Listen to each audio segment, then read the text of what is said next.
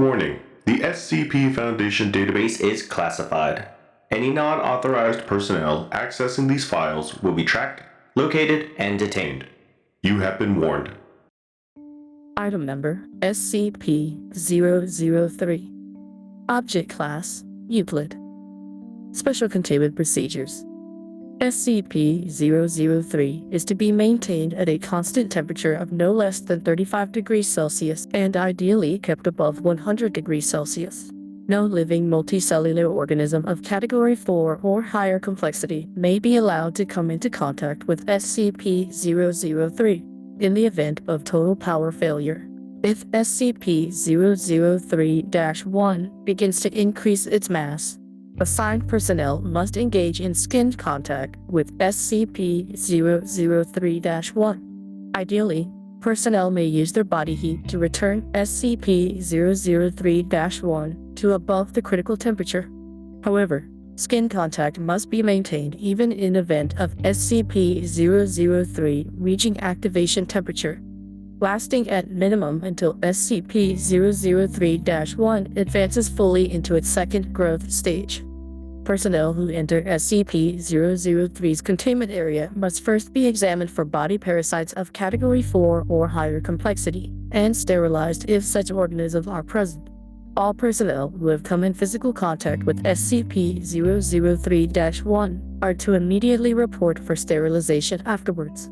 SCP-003-1 must not be removed from SCP-003-2, except in case of emergency procedures detailed above. Any significant change in SCP-003-2's room's activity, including pattern, frequency, or color, should be reported within 3 hours of occurrence. Cessation of rune activity must be reported immediately. SCP-003-2 must be supplied with power via the source designated Generator 003-9 at all times. Description: SCP-003 consists of two related components of separate origin, referred to as SCP-003-1 and SCP-003-2. SCP-003-1 appears to be composed of chitin, hair, and nails of unknown biology, arranged in a configuration similar to that of a computer motherboard. Testing reveals SCP-003-1 to predate earliest known circuit boards by a factor of thousands of years. SCP-003-1 is considered sentient but not actively dangerous except under certain conditions. SCP-003-1 was found on the stone tablet SCP-003-2, on which it currently resides. The runes on SCP-003-2 are not part of any known language and emit pale, flickering light patterns. SCP-003-2 is controlled by a non-biological internal computer, the contents of which are mostly inaccessible without risk of damaging SCP-003-2. SCP-003-2 is capable of controlled emissions of radiation, including heat, light, and anomalous radiation types. SCP-003-2 contains an internal power source of anomalous nature, which appears to have been losing power since several centuries before discovery. It is considered probable that SCP-003-2 was created for the purpose of containing SCP-003-1. Partially interpreted data recovered from SCP-003-2 may refer to a past and/or potential future LK class restructuring event caused by SCP-003-1. SCP-003 was located by Remote Viewing Team SRV-04 Beta. It appears possible that SRV-04 Beta was deliberately contacted by SCP-003-2. Other organizations have also been alerted to SCP-003's existence, possibly by similar means. Despite this activity, SCP-003-2 does not appear to be sentient based on its lack of reaction to M03 Gloria analysis and procedures. When SCP-003 drops below the temperatures of 35 degrees Celsius, both components react. First, SCP-003-1 enters a growth state characterized by an exponential increase in mass. This growth state consists of 2 stages. In both stages, SCP-003-1 partially fuels its growth by converting matter around it, starting with any surrounding inorganic material, including atmospheric elements, then non-living organic material, including cells of dead skin, hair, chitin, enamel, keratin, and other biological materials. The first stage is always the same. SCP-003-1 will first increase its mass, then take a form similar in shape to a brittle star of 15 meters in diameter, including what appears to be a central processor of 3 meters in diameter. It will form sensory organs that appear to scan its surrounding environments, and will partially convert the area around it to an unidentified anomalous substance. SCP-003-2 seems immune from the conversion. The second stage describes a growth alteration which occurs when SCP-003 comes into contact with living organic material.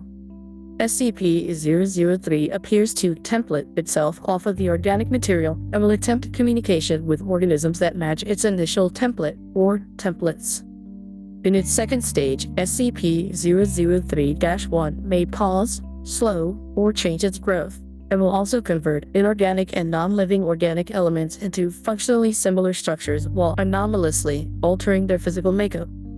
While growth is consistent in the first stage, in the second stage, SCP-003-1's growth rate is diminished by 20 to 90% so long as SCP-003-1 remains in contact with living organic material.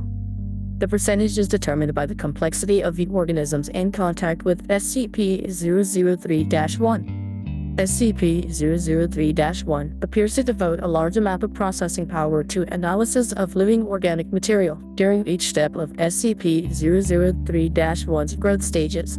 SCP-003-2 releases bursts of radiation that temporarily inhibit SCP-003-1's growth, or reverse this growth when the temperature of SCP-003-1 rises above 100 degrees Celsius. Similar radiation emissions have been replicated or recorded via other anomalous means. SCP-003-1's biology has been the subject of extensive study. Significant elements have been identified similar to SCP-1512 and SCP-2756, the latter two of which have no further confirmed connection with SCP-003-1, and no known connection with each other, and none of which are fully understood. Technically, even less understood than SCP-003, thanks to the extensive cross-disciplinary research on the SCP-003 objects. To date, no convincing analysis has been put forward which satisfactorily explains SCP-003-1's connection to these other SCP objects or others, nor its connection to modern technology beyond appearance and potential mimicry via unknown mechanism. Addendum 003-01. Acting on information gathered from linguistic analysis of SCP-003-2's runes and comparative data analysis, research team M03 Gloria has managed to establish a link between SCP-003 and for analysis of functions. SCP-003-1 must now be considered sentient, and is to be kept at a minimum of 1 kilometer from and the resulting byproduct at all times. Addendum 003-2. SCP-003-2's power loss has been exacerbated by the procedures performed by M03 Gloria. On orders of 05-10, M03 Gloria will continue procedures. Addendum 003-03. During M03 Gloria's procedures, SCP-003-1 doubled its mass and began rapid structural growth. Temperature was immediately returned to 100 degrees Celsius. Growth and mass increase of SCP-003-1 continued for 9 minutes and 6 seconds, at which time a sustained radiation spike was produced by SCP-003-2. In response, SCP-003-1 returned to its normal state in 3 minutes and 39 seconds.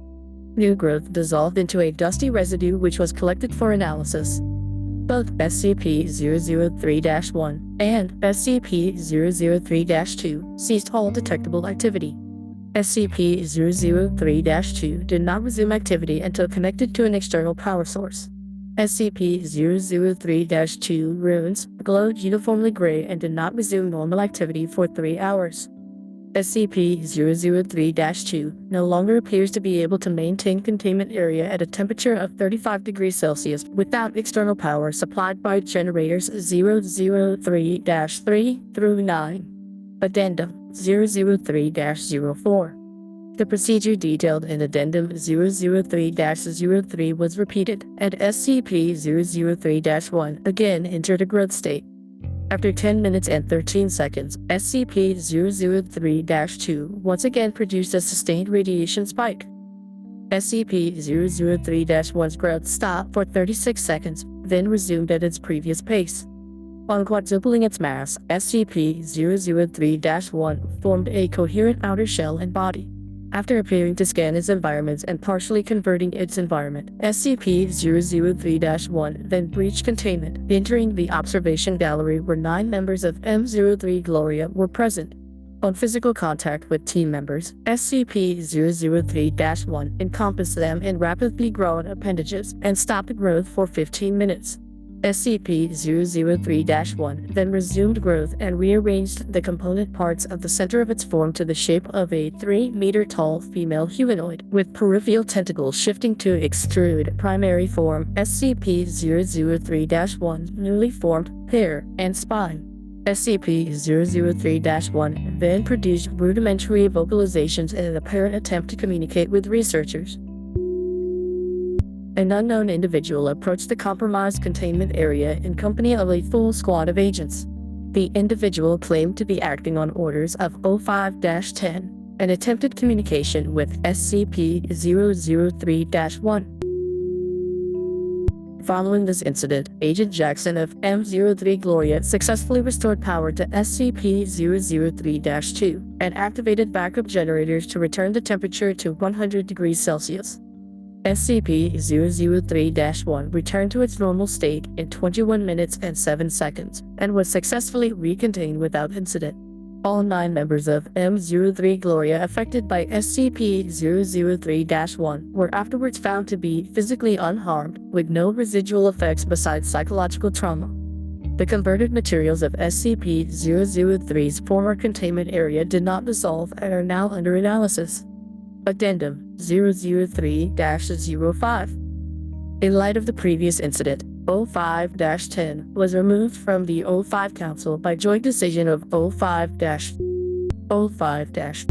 and O5- M03 Gloria procedures have been indefinitely suspended.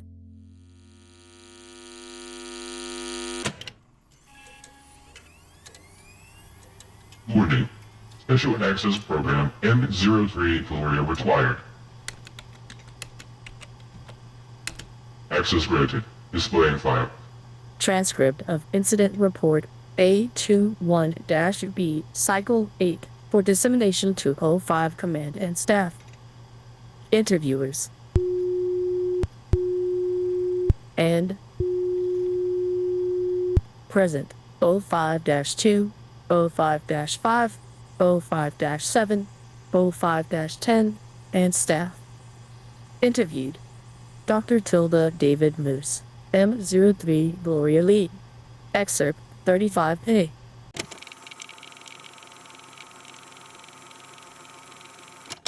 What do you mean, she attempted communication? She tried to talk to us. We all heard her voices in our heads, in a sort of half-language we couldn't fully understand. Some of the others passed out immediately. I lasted a little longer, but it wasn't because of some mental fortitude or anything. It was just that she was trying to tell us different things. She showed Jones a replay of all the memories of everything Jones ever felt anything about, all over the course of a few minutes. She ripped 3 of the researchers apart and put them back together, unharmed. It's just that she doesn't understand human emotion or pain or very much how we experience the world. Do you think the containment procedures are necessary? Yes, I would say the containment procedures are necessary. Well, according to the data collected during the event, we think there should be fundamental changes to the containment procedures and how testing is No, documented. no, you don't understand. Your data wasn't the ones being torn apart or in direct communication with -1 or... Doctor, unless you intend to specify a reason to continue the containment procedures as is, the O5 Council will have no choice but to change them according to the collected data. So, I'll ask the question again. Do you think the containment procedures are necessary? Yes. I believe the containment procedures are necessary because we're under the consensus that SCP-003-1 intends to remake the world. Remake the world? Remake it how? We're not sure. Into a paradise? But it's a paradise filtered through our own alien understanding of paradise. But still, a paradise designed for us. For humanity. She would be happy to make a paradise for any sufficiently complex organism she comes across. Anything with a complex enough mind to accept her, say, a dog or a housefly. All I know is that if she breaches again, we'll have to be there first. Did she describe what this paradise would look like? What would it be like? I don't know. She showed us images, but not quite images. I can see them in my head, but they're not pictures. The closest thing I can think of is what you see when you close your eyes suddenly and tightly, but it's brighter and more complex. The images had metallic sounds associated with them and sensory details that we just don't have the words or concepts to describe. The whole effect felt like words of some kind. I believe that she wanted to see what we could understand, so she could understand us. But she didn't have time to finish analyzing us, and I don't know what would have happened if she had. Thank you, Doctor. That'll be all for now.